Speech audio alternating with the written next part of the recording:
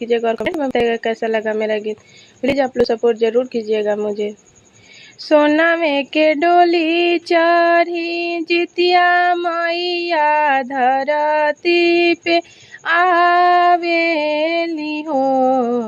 सोनामे के डोली चढ़ी जितिया मैया धरती पे आवेली हो। आरे के कर मम्मी भूखेली जिउतिया त हमें गोहरावेली हो। आरे के कर मम्मी भूखेली जिउतिया त हमें गोहरावेली हो। हाथ जोड़ी हमारो दुलारी बेटी माई आगवा ठाड़ा भइली हो। हाथ जोड़ी हमारो दुलारा बेटा माई आगवा ठाड़ा भइले हो। ए मैया हमर मम्मी भूखेली जिउतिया त तोहे गोहरावेली हो। ए मैया हमर मम्मी भूखेली जिउतिया त तोहे गोहरावेली हो।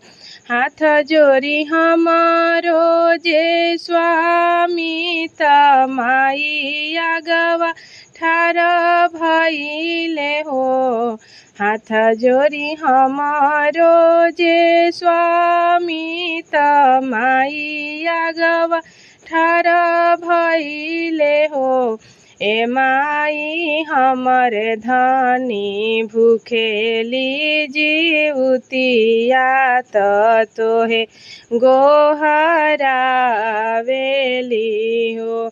ए माई हमर धनी भूखेली जिउतिया त तोहे गोहरावेली हो। जितिया माई के चुनारी ओढ़ावेली सेनुरा लगावेली हो।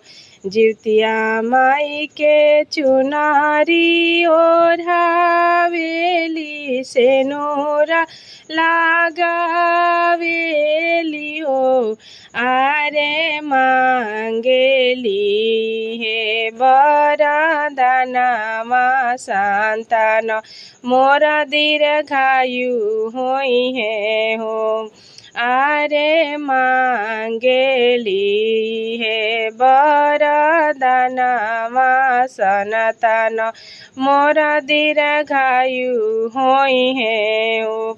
जुगे जुगे जियो तो हर बेटा बेटी सेनुरा अमर होखे हो।